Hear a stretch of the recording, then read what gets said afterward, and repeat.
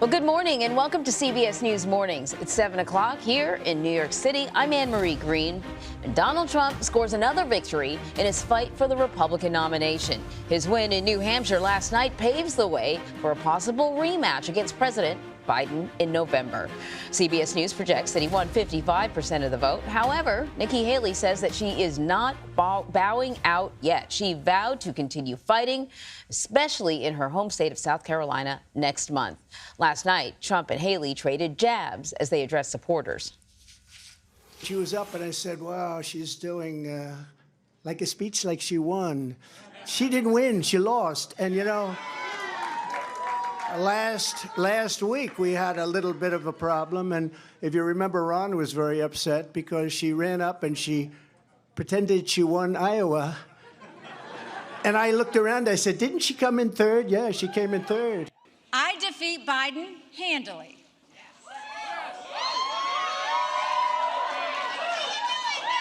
We want you, Nikki! With Donald Trump, you have one bout of chaos after another. This court case, that controversy, this tweet, that senior moment. You can't fix Joe Biden's chaos with Republican chaos. We've won almost every single poll in the last 3 months against crooked Joe Biden, almost every poll. And she doesn't win those polls. And she doesn't win those. This is not your typical victory speech, but let's not have somebody take a victory when she had a very bad night. She had a very bad night. No, I've long called for mental competency tests for politicians over the age of 75.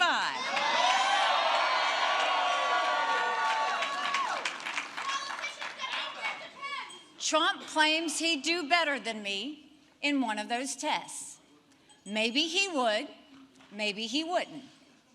But if he thinks that, then he should have no problem standing on a debate stage with me. Well, Caitlin Huey-Burns has been tracking it all and explains how this all unfolded.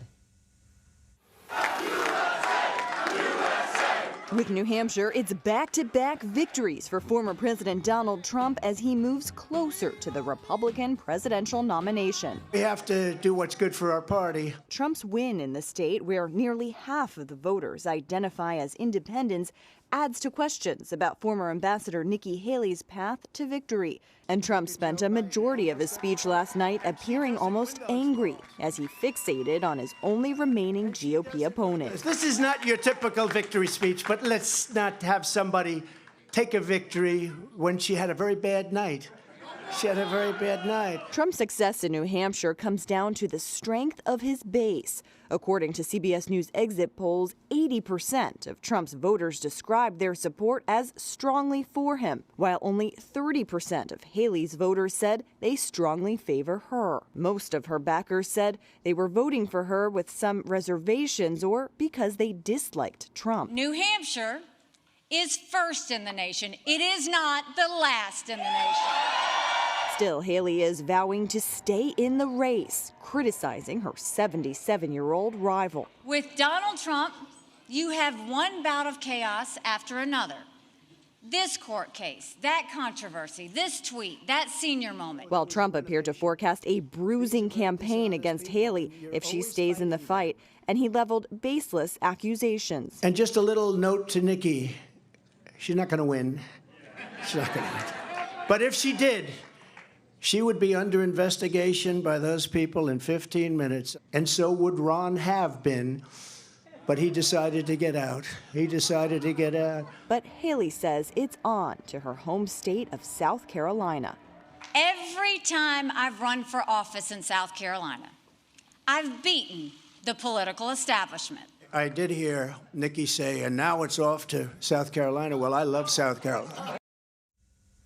Well, CBS News campaign reporter Jake Rosen is joining us now with a little more analysis when it comes to what happened last night. So listen, Jake, you know, despite the loss, Haley's speech felt a bit like a victory lap. I mean, she did lose. She did a little better than some of the polling suggested that she would. So I guess it's all in how you want to interpret the data to determine whether or not this is a loss that's a bit of a win for her. What are you hearing from the campaign? Well, this is all about kind of projection going forward, right? She needs to convince donors and her supporters to keep backing her despite losing, but she did kind of close the margin with Trump, but maybe not as much as she may need to really have it be called a quote-unquote race. The good news for Haley, she still has a month before the South Carolina primary. The bad news for Haley, the Nevada caucus is before that. Donald Trump is expected to win that. Haley's team told me they're likely not going to participate. It would be very difficult for someone to break through. It's a little complicated, but just the way that it's set up. Yeah. So for Haley and her team, her speech last night, as Bob Costa said on air, was probably the most important moment of this trail for her, to basically project going forward. It doesn't matter technically the results. It's about how she frames herself last night going into the next month. And then what about Donald Trump? I mean, he won. He was projected to win. It was a strong win. You wouldn't say it was a blowout. So, but Donald Trump has said before, a win's a win. It really doesn't matter. And he's right. Is that accurate? And does winning by a close margin hurt him in any way? No, I think the way that the margin really has folded, unless something changes, it just seems to me like this is kind of about what I would have expected as someone who's lived here for 3+ months. About that 12, 15-point victory. I don't know that Haley had quite the runway with this two-person race framing that she had to make a more convincing argument over a longer period of time. But I think for Trump, the reality is this was going to be probably the toughest early state for him, with the amount of moderate, quote, and independent voters that just sometimes would, maybe have voted for Trump twice, and something over the last couple of years, forced them to break from him, or maybe they supported him early and went to Biden. This is just a very unique state, as we'll probably talk about and we have talked about for the last 3 months. Yeah, we will probably talk about it because those undeclared really made a huge difference, and it may speak more to what could happen in the general election than it does in the upcoming primaries. Jake, thank you very much. Well, President Biden is hoping a new campaign shakeup will give his election bid a major boost. 2 of his top aides will move from the White House to the campaign trail. Deputy Chief of Staff Jen O'Malley Dillon and Senior Advisor Mike Donnellan will help oversee the campaign in Delaware. President Biden won New Hampshire's Democratic primary through a write-in campaign. He faced a challenge from Minnesota Congressman Dean Phillips, who says that he's the only one who can beat Donald Trump in November. So I'm here to say, you ready to keep this baby going? A lot of people put a lot of faith in Nikki Haley tonight. This was the one state they thought maybe if it happened here, maybe it could happen. It didn't happen, my friends. I'm the only one going to stand in the way of that man. And that means I need all of you. Joe Biden is a good man. He is a fine man. Yes, he is, everybody. He's our president. But I got to tell you, everyone, he cannot win. Well, later this hour, I'll talk to Nancy Cordes about all of this, including the Biden campaign's response to Trump's latest victory. With Iowa and New Hampshire done, the GOP candidates are looking ahead. Nevada is next up, and things get a little dicey, as you just heard. There, Donald Trump and Nikki Haley are actually not competing against each other in the state because Nevada is having both a primary and a caucus. Haley will run in the primary on February 6th, while Trump is going to compete in the caucuses 2 days later. But the delegates will only be awarded based on the caucuses.